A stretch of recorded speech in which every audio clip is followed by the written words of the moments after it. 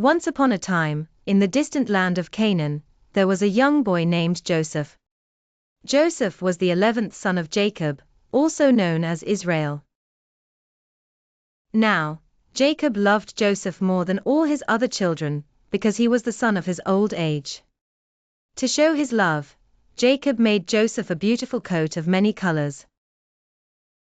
This special coat made Joseph's brothers very jealous. They envied him and began to hate him. One night, Joseph had a peculiar dream. He dreamt that he and his brothers were binding sheaves of grain in the field when suddenly, his sheaf stood up straight, and their sheaves gathered around and bowed down to his. When Joseph shared this dream with his brothers, they were furious and scoffed at him. They said, "Do you intend to reign over us? Will you actually rule us?"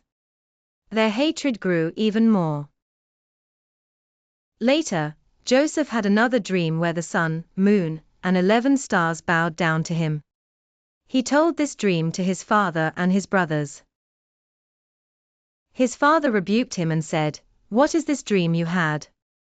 Will your mother and I and your brothers actually come and bow down to the ground before you?" But his father kept the matter in mind. One day, Joseph's brothers were tending their father's flocks in Shechem. Jacob sent Joseph to check on them. When Joseph arrived, his brothers saw him from a distance, and before he reached them, they plotted to kill him. "Here comes that dreamer," they said to each other. "Come now, let's kill him and throw him into one of these cisterns and say that a ferocious animal devoured him. Then we'll see what comes of his dreams." But Reuben, the eldest brother, tried to rescue Joseph. "Let's not take his life," he said.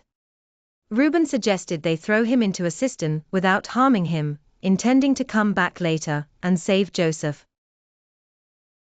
So, when Joseph reached his brothers, they stripped him of his coat of many colors and threw him into the empty cistern. As they sat down to eat, they saw a caravan of Ishmaelites coming. Judah, another brother, suggested selling Joseph to the Ishmaelites instead of killing him. The brothers agreed, and they sold Joseph for 20 pieces of silver. The Ishmaelites took Joseph to Egypt, where he was sold to Potiphar, one of Pharaoh's officials. Despite the hardships, Joseph remained faithful and worked diligently. Eventually, he interpreted Pharaoh's dreams, predicting 7 years of abundance followed by 7 years of severe famine.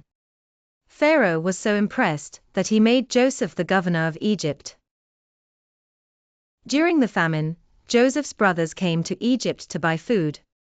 They didn't recognize Joseph, who now looked like an Egyptian prince, but Joseph recognized them. After testing them and seeing their remorse, Joseph revealed himself. He said, "I am Joseph, your brother, whom you sold into Egypt.